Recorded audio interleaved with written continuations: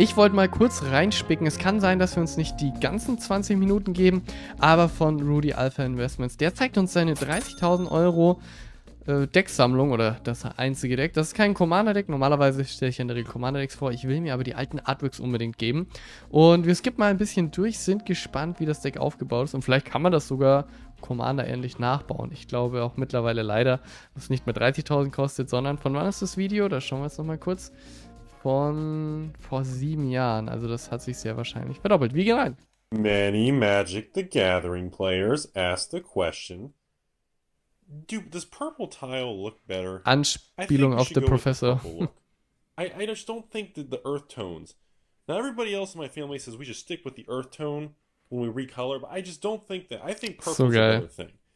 But no, in all seriousness, many Magic the Gathering players want to know, does Rudy actually play the damn game? Come on, can somebody explain to me? Does Rudy actually play the damn game? That's all we want to know.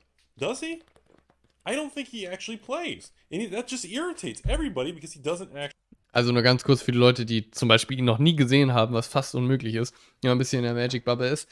Der Typ sammelt Unmengen an Magic-Karten. Also ich denke im 250.000 Euro, $500.000 Und meistens zeigt er nur eben, dass er sammelt und nicht spielt. Actually play the game. That's all we want to talk about. Ooh, that's shaky. You guys weren't drunk or messed up. You are now.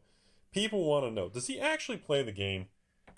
So, that's what this video is. Let's get some lighting. I decided to pull out one of my old decks. And... Ich bild mir ein, ich hab's mir schon mal angeschaut, aber es ist so lange her. Rudy, when's the last time you played? Rudy this, Rudy that. Well, in this video, I'm going to show you one of 10 of my old decks that I used to play with. Now, before we go any further, the first thing I need to address, yes, when I actually play this deck, I leave them in card savers. Okay, I actually will play the deck in the card savers. Okay, I do not use sleeves, I do not use perfect fits, I do not use any of that stuff. So, before we even jump into it, that's the first thing. This is actually ready to be played. I think I removed a few of the cards in the past, because, quite frankly, I had them graded. This deck used to be mostly comprised of alpha cards. Most of those got graded.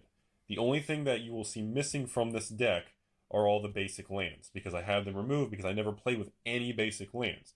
All I did was I just played with all dual lands, and unfortunately, I had all the lands graded years ago because they were all still in...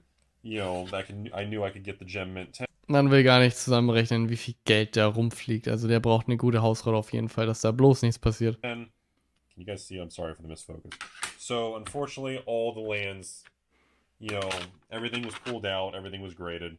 So, as you can see, there's just not going to be any lands in the actual decks anymore. So...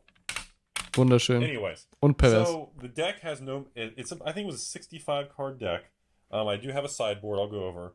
I just think I figured it's time for me to show one of my old decks because there's just so many people just wondering, I wonder what Rudy's old decks look like. Does he still have them? Did he actually play? Does he even know how to play? So I want to give you something. So the first thing, yes, like I said, Ich kann mir kaum vorstellen, dass man nur sammelt Magic. Damage because the cards themselves are literally pack fresh. There are no proxies. When I used to play, we did not allow any proxies back in the day.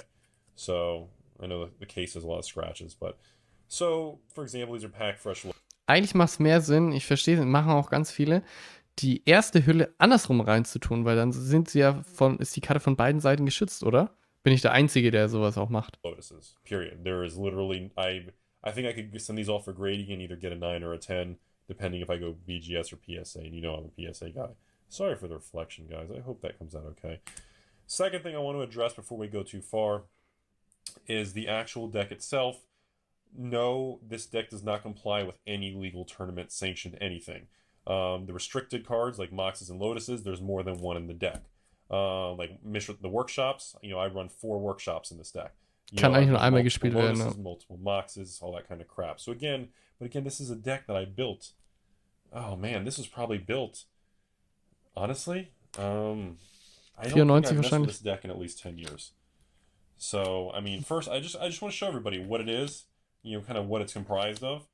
And yeah, just kind of, as you can see, most of the power is white bordered again. All the old alpha beta stuff was sent off for grading. So that's the power that's left in this deck. I used to have more in it, but again, everything's graded now. And I don't play. Again, like I told you guys before, the condition of these cards, the reason for it, I mean, the condition is gorgeous. These are pack fresh. Beautiful, not a single nick in them. Authentic P9.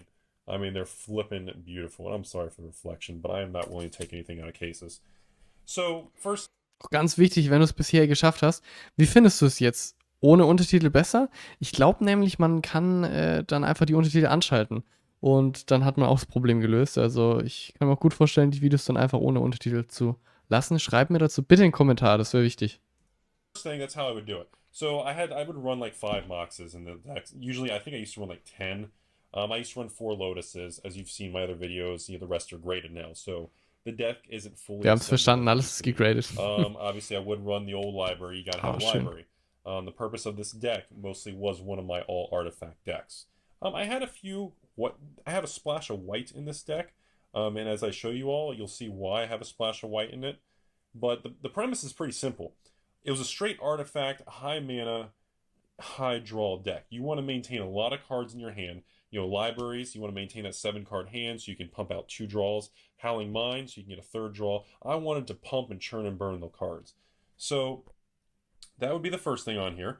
So moving forward a little more, there's an Alpha Mox. This one is not graded because it's not really in gorgeous condition. It has some nicks on it. I know most people are just like, who the hell cares? So that would be that. Next thing I would run, let me adjust a little bit. And I want everyone to judge me and tell me that the camera angle, or if you like me going over something different like this. You know, I don't do deck techs. I'm not into the new decks and, you know, the net decking and standard. And I don't really do a lot of that stuff. I have some modern decks that I played, you know, in 2009 range. I still have them put together. And I decided, like, once a month, I think I'm going to throw one of these videos in. Next, we run the coffins. I'm a big coffin fan. There should be 4 coffins mixed in this deck. Sorry, I don't know if you guys want to actually see what the card does. I would assume most people kind of know. So I would run 4 coffins. I'm trying to get a good angle for this stuff. Du kannst die Kontrolle übernehmen. The purpose of this is if I am going against somebody who's running Oder exilen, Colossus of entfernen. Sardia or Leviathans, or I guess nowadays Eldrazi, or some big-ass Emrakul. You know, honestly, I would slap them in coffins, that kind of crap, you know? If I couldn't remove it, or if I killed it, it got shuffled back in the library or something from the graveyard, well, go to sleep, big guy. And that's what I would do. Again, you know, you guys know I love my Ivory Towers. So, you know, I would run Ivory Towers. Move that over.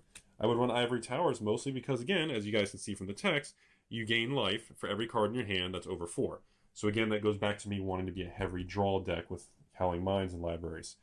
And again, I know the rules nowadays, restricted 1 per Mox, 1 Lotus per deck. I know there's a lot of restrictions and banned cards, but, you know, I just want you guys to appreciate the fun that this used to be. This is what I used to have. This was actually me having fun. Yeah, there was a time in life that I did that. For those of y'all still here so far, keep in mind, I don't know what the value is of this deck today. I would guess this is probably a $30,000 Magic deck, so I probably should have said that at the beginning. So, I would be getting life draw, or I'm sorry, let me go back to focusing. So if I got, you know, my opponent was playing a creature-heavy deck with big stuff, my objective was to silence the big creatures. Not remove them, not kill them, but silence them. You know, I would try to maintain a lot of cards in my hand. And again, this was, by the way, this deck was built pre-Force of Will. So there's no blue in this deck. There's no counter spells. That's probably a big weakness compared to today's standards, I think. So that is the next thing I want to bring out. Vintage-Formate auch so schön anzuschauen. Next, you're going to notice the old... God, why does it feel bright? I'm sorry. It just seems kind of bright to me, but maybe adjust. Does that seem a little better to you guys? So I would have the old counter guys. And again, everything was colorless. So like 6 colorless to play this. You know, it comes into play, you get the 1/1 plus the 3/1/1 counters, and you can move the counters around. So moving the counters around was a big deal. Of course, we would also be throwing in the old, I call them sushis, but you know, sushis, whatever you want to call them. That was a big deal too, because again, 4 colorless, you know, a workshop on turn 1 with, you know, a soul ring and that kind of stuff, you know. I could slab be 5 mana, and I could play this on, you know, turn 1 or turn 2. And that was a big deal. And then, of course, if it died, I got more mana. It's like I get a refund. For, obviously, a heavy artifact deck, what did I do? Schöne Karten. You got to have the Archaeologist, which, again, can you believe those are $20 a piece? I got like 20 of them, and I don't know, I just feel like these things should be a lot more Mittlerweile expensive. auch um die 80 Hopefully Euro oder everyone so. doesn't take that into consideration after this video. This card, in conjunction with Moat, in conjunction with land tax, these two cards, the Archaeologist and the Moat, are probably the #1 reason this is an all artifact deck, and I actually splashed white with it. Strictly for the fact that this guy allows me to bring anything back. And as you see this deck unfold, you're going to see why. And then, of course, the only creatures that I will actually attack with are not these guys. I would only attack with flying creatures. And if you start coming at me with crazy shit with big-ass creatures, you play the Moat and you just kind of block everything that doesn't fly and kind of protect that. If anything flies and is big, you go in the coffin, go to sleep. If I'm getting mana screwed, I land tax you and I draw a bunch of lands and crap like that. I believe those are basic lands, right? Search your library for... Isn't that say like search for basic? Yeah, I thought. I was like, I don't think you can search for libraries or anything. It has to be basic. Obviously, Das wäre verrückt. Tabernacle. I usually use this as a sideboard card. I never really actually just kind of played with it most of the time. Eine der schönsten Karten. Tabernacle to me. Sollte ich auch mal ein Video machen.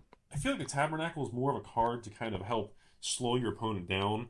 And if you're running an all artifact deck with literally workshops, libraries, and you're drawing a ton of cards, you have a ton of soul rings and moxes, I'm not really worried about the 1 extra mana cost for my style of deck. It doesn't really negatively impact me.